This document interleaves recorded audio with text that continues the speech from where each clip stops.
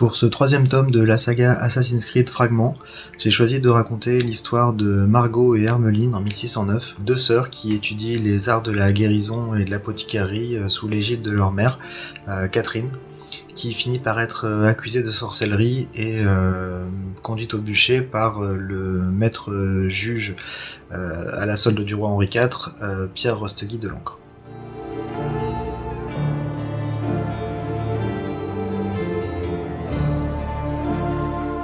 J'ai choisi de mener cette intrigue dans le XVIIe siècle, dans le sud-ouest de la France, parce que c'est un moment particulier de l'histoire qui éclipse même l'Inquisition espagnole, qui se passe de l'autre côté des Pyrénées. Ça se passe pendant le mandat du juge de l'Ancre, qui va conduire au bûcher plus de 80 femmes et en emprisonner quasiment 500 autres dans les geôles de Bordeaux, Bayonne et les prisons alentours. C'est quelque chose d'intéressant parce que il a formé une sorte de tribunal errant, ambulant, qui a traversé tout le sud-ouest pendant 4 mois et a conduit des procès et un peu partout, souvent à la va-vite, avec des personnages qui gravitaient autour de lui et qui étaient assez intéressants historiquement parlant.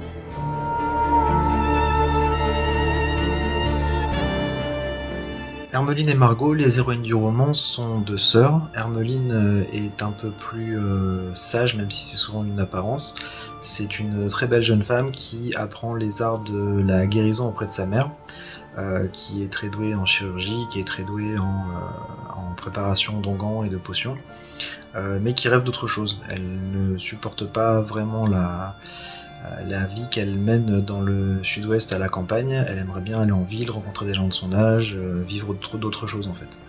A l'inverse, sa sœur Margot, qui a 1 an de moins qu'elle, s'amuse beaucoup à la campagne, aime beaucoup le fait de pouvoir vadrouiller dans les bois et dans les champs et d'aller cueillir des champignons et des herbes pour aider sa mère et passer le reste du temps à se fourrer dans les ennuis aux alentours de leur cabane et n'a aucune envie de quitter le sud-ouest.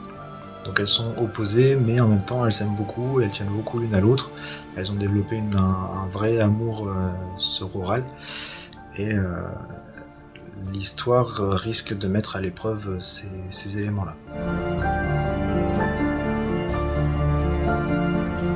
Écrire dans l'univers d'Assassin's Creed, c'est quelque chose qui est très important pour moi. Je suis un joueur invétéré de jeux vidéo et je connais un peu la saga Assassin's Creed, j'ai joué à quelques opus et c'était un grand honneur pour moi d'être l'un des auteurs d'un des romans de la saga et d'apporter entre guillemets ma pierre à l'édifice.